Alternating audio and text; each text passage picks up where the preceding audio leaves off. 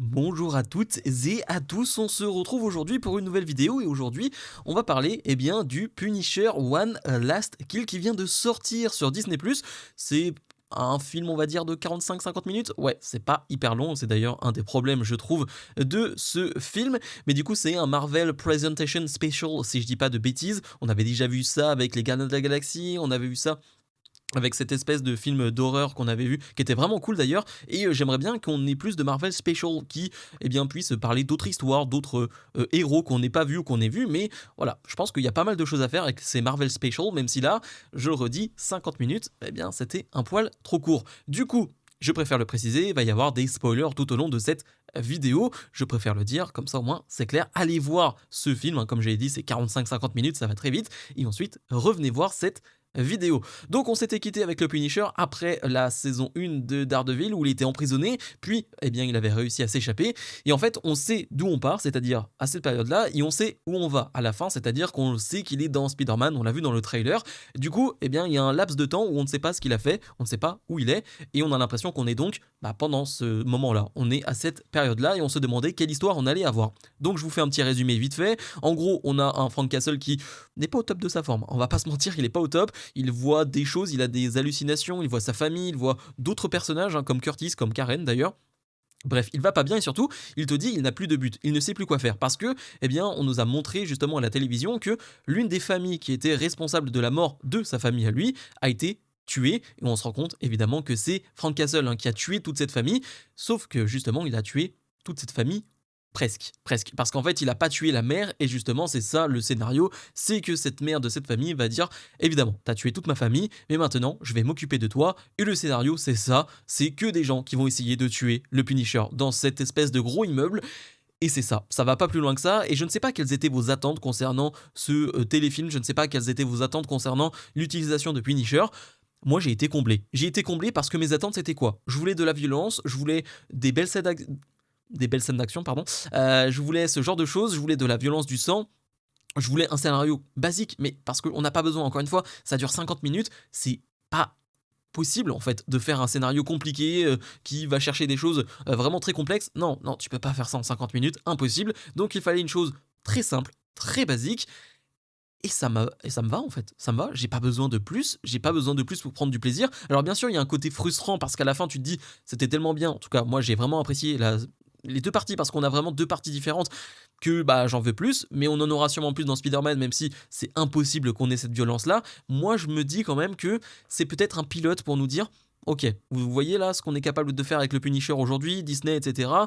Peut-être qu'on va ramener une saison de Punisher. Je ne sais pas. Moi, j'adorais. J'avais vraiment aimé les deux saisons du Punisher. Je pense que j'avais quand même préféré la première. Mais j'avais vraiment bien aimé, et je me dis que c'était capable de ramener cette violence-là, parce que c'était la question de est-ce que Disney va ramener un Punisher soft, est-ce que Disney va réussir à faire en sorte que le Punisher est aussi violent que dans la série Netflix? Mais on voit que oui, hein, oui, il n'y a pas de souci à ce niveau-là. Moi, j'avais pas de doute, et ça se voit, ça s'est vu clairement. Mais donc, ouais, c'est un téléfilm qui est vraiment en deux parties, parce que dans la première partie, on a donc Frank Castle qui est plus dans la réflexion de qu'est-ce que je dois faire. Et on voit un Frank Castle qui est encore traumatisé, mais ça, c'est un Frank Castle qu'on connaît depuis toujours, hein. Suite à la mort de sa famille, il n'a jamais été au top, hein. Il n'a jamais été bien psychologiquement, et ça peut se comprendre.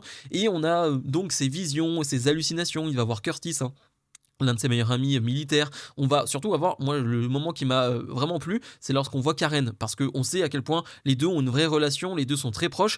Karen, c'est la seule qui a réussi à percer l'armure, on va dire, de John Bertal, donc de Punisher, pardon, de Frank Castle. Et c'est une relation qui est très pas ambiguë, mais particulière, parce que là on le voit, elles sont très très proches dans l'imagination, dans l'imaginaire de Frank Castle. Ils sont presque à deux doigts de s'embrasser, et on voit une Karen qui le pousse à bout, mais qui arrive à le comprendre. Et lui, on voit qu'il est totalement différent quand il voit Karen, parce que ouais, c'est la seule avec qui il a une vraie entente, c'est la seule femme avec qui il s'est pas passé un truc, mais il aurait pu. Et du coup, ouais, c'est une relation que j'aime beaucoup. Et même dans la saison 2 de Daredevil, on voit Heather qui fait référence à ça, à la relation entre Frank Castle et Karen, ce qui d'ailleurs énerve directement Karen. Donc tu sens qu'il y a un truc, il y a un petit truc. J'aimerais bien que ça soit exploré d'une manière ou d'une autre à un certain moment, mais pas sûr, pas sûr. Mais en tout cas, ouais, j'aime beaucoup. Et donc, après qu'on ait vraiment le scénario qui est mis en place avec cette femme, cette mère de famille qui vient dire tout le monde va venir te tuer parce que j'ai mis une prime sur ta tête. Bon là c'est du Là, c'est du Punisher comme on aime, quoi. C'est-à-dire que ça va aller dans tous les sens, ça va saigner, ça va exploser. Mon seul reproche, ouais, j'en ai deux, on va dire. J'ai deux reproches. Il y a une scène de CGI, je ne sais pas pourquoi il y a une scène de CGI qui est dégueulasse. Lorsque Frank Castle va tomber de l'immeuble, justement, pourquoi il y a de la CGI? Je n'ai pas compris pourquoi ils ont mis de la CGI au moment où il tombe. C'est dégueulasse, vraiment, mais pour le coup, c'est vraiment dégueulasse. On dirait un truc de PS3, donc j'ai pas compris, vraiment. Et le seul truc aussi, c'est le fait que on le voit pas dans sa combinaison, dans son costume, en fait. On le voit que sur les 5 dernières minutes avec son costume, et ça, c'est chiant. Alors, on sait, on le verra dans son costume avec, dans le film Spider-Man, mais ouais, c'est un peu frustrant, parce que en plus dans la bande-annonce, on t'a bien montré son costume. Moi, je l'aime trop. En plus, il a la barbe bien taillée, il a le dégradé et tout. Franchement, il est très très classe. Mais c'est que pendant les 5 dernières minutes. Donc, c'est frustrant, forcément. Mais sinon, après, c'est que du positif. Parce que j'aime bien le côté où c'est un truc que j'aime beaucoup, c'est tout le monde va l'attaquer. Donc, je ne sais pas, il y a combien de personnes qui vont mourir. On en a une centaine. Franchement, j'abuse même pas, mais qui vont venir sur lui, et lui, il n'a pas ses armes. Du coup, en fait, à chaque fois, il va récupérer les armes des assaillants, entre guillemets, c'est-à-dire un couteau, eh bien, une arme à poing, une arme qui va faire une mitraillette ou quoi que ce soit. En fait, à chaque fois, il va récupérer des armes, une batte de baseball, et du coup, il y a vraiment ce côté jeu vidéo, je trouve, où, ok, je fais quoi dans cette situation? Ok, bah je récupère ce que j'ai pu prendre à ce personnage-là, je le prends, je m'en sers, je m'en utilise. Du coup, j'aime beaucoup ce fait que ouais, ça fait très jeu vidéo et les scènes sont vraiment d'une bonne violence. On cache pas les choses. Enfin, si on le fait, mais c'est pour, on va dire, une certaine mise en scène qui est cool, mais sinon, ça va pisser le sang. On a vraiment des coups de couteau de partout. Même lui, hein, il a du sang de partout. John Bertal, il est incroyable. C'est vrai que j'en ai pas parlé, mais vu que c'est quasiment lui le seul acteur qui tient ce film, eh ben ouais, il est incroyable, il comme d'hab, hein, dans les séquences émotions, justement où il parle de sa famille, où il voit sa fille, son fils, il est excellent. Et puis dans les séquences où il doit être brutal, où il crie comme un ours, c'est excellent aussi. De toute façon, John Bertal, moi je l'adore, c'est vraiment un acteur que j'aime beaucoup et il est vraiment excellent, encore une fois. Dans ce rôle-là, c'est un rôle qui lui colle à la peau. Et donc, ouais, on a vraiment cette violence-là. Et à chaque fois, on arrive quand même à ramener le côté émotion. Parce que j'ai l'impression aussi que c'est un film qui et aussi pour les gens qui connaissent pas trop l'histoire de Punisher, on te remet bien en avant qu'il a perdu sa famille, la manière dont ça a été fait, on te le redit, avec donc ses deux fils, sa fille, pardon, sa femme. En fait, on te remet tout ça en place, donc j'ai l'impression que c'est au cas où si vous ne savez pas trop qui est Punisher, pourquoi il est dans cet état-là, pourquoi il est dans cette situation-là, voilà, on vous met ça en place, on vous dit ça. Donc je pense que c'est une bonne introduction. Et comme je l'ai dit, la violence est au rendez-vous, les scènes d'action sont cool, sont bien filmées, il n'y a pas trop de cuts ou quoi que ce soit, je trouve que c'est bien. Je ressens il y a un truc, c'est je vois la sueur, je vois la transpiration, je vois que ça lui demande de l'effort en fait de faire tout ce qu'il fait, ça lui demande beaucoup d'intensité physique et j'aime beaucoup cela. Juste que, comme je le disais, avec l'émotion qui est encore mise en place, avec cette petite fille qui va être attaquée avec son père dans cette épicerie, où évidemment ça lui rappelle sa fille, du coup il va la sauver, et on voit qu'il fait un choix à ce moment-là de ne pas attaquer finalement la mère qui est responsable de tout ce chaos, mais plutôt d'aller sauver cette petite fille qui est en danger. Donc il fait un choix, c'est un peu une rédemption, non, mais on va dire une guérison pour le Punisher par rapport au traumatisme qu'il a. Ça ne sera pas guéri totalement, mais en tout cas, ça lui permet d'avancer. C'est ce qu'il va dire d'ailleurs à la fin, je peux avancer. Et donc il va sauver cette petite fille. Et en fait, il n'y a pas grand-chose d'autre à dire de plus, quoi.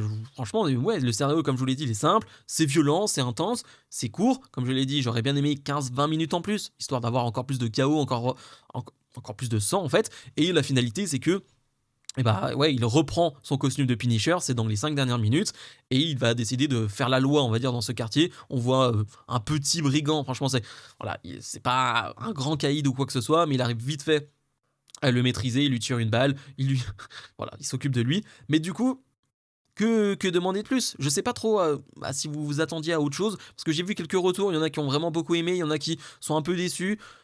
Moi, par rapport à mes attentes, c'est-à-dire pas grand-chose, c'est-à-dire je voulais juste du sang, je voulais de la violence, un truc court, fun, efficace. J'ai eu ce que je voulais. Alors oui, il y a la scène de CGI que je trouve horrible, mais bon, allez, c'est 10 secondes, même pas, c'est 2 secondes dans un film de 50 minutes, voilà, c'est rien, ça me fait juste rire. Le fait que ce soit un poil trop court, oui, mais sinon, en termes de scénario, ça tient la route, j'en demandais pas plus, on a de la violence, voilà, c'est une bonne introduction, on en demande plus. Maintenant, dans le film Spider-Man, il n'aura pas cette violence-là, évidemment, il n'aura pas, on va dire, tout se sent, hein, c'est sûr. Mais voilà, moi j'ai vraiment apprécié, j'ai passé un bon moment et je pense que cela dépend de vos attentes, bien sûr. Parce que si vous en attendiez trop avec une histoire complexe, avec ce genre de choses, je pense que vous allez être déçus. Maintenant, si vous attendiez juste un bon moment de divertissement avec du gore, de la violence, de bonnes scènes d'action, je pense que vous allez être conquis. Et moi, je suis toujours ravi de revoir Frank Castle. Je suis toujours ravi de voir John Bertal en Frank Castle, pardon. Donc, ouais, moi, c'était une bonne expérience de mon côté. Bref.